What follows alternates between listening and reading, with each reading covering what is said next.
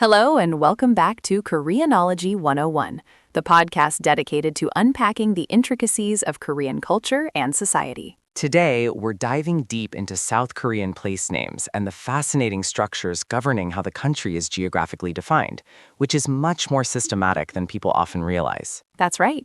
At the fundamental level, Korea's geography is shaped by its natural environment.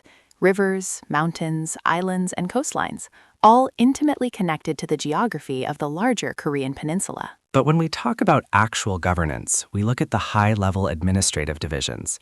These are categorized into 5 types: special city, metropolitan city, special self-governing city, province, and special self-governing province. These broad regional entities, often called 광역자치단체, or wide area local governments, are then broken down into smaller basic local governments, or 기초자치단체.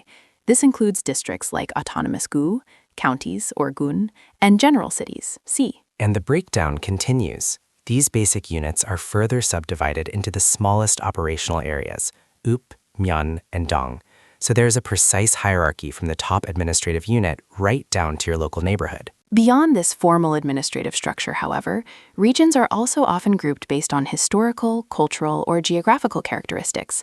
Think of major regions like the Capital Region, Yeongnam, Honam, Cheongcheong, Gangwon, and Jeju. These regional distinctions matter, and sometimes those distinctions happen even within a single city.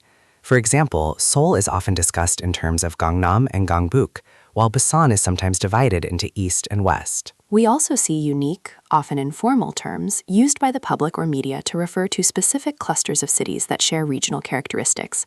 A great example is Suyong-song, which is an abbreviation for Suwon, Yongin, and Songnam. And finally, to understand the comprehensive scope of South Korea's geographical perspective, it's worth noting that its official geographical documentation includes the 5 northern provinces, representing areas currently outside of ROK administration. Understanding these layered geographic and administrative distinctions is key to understanding regional identity and politics in Korea.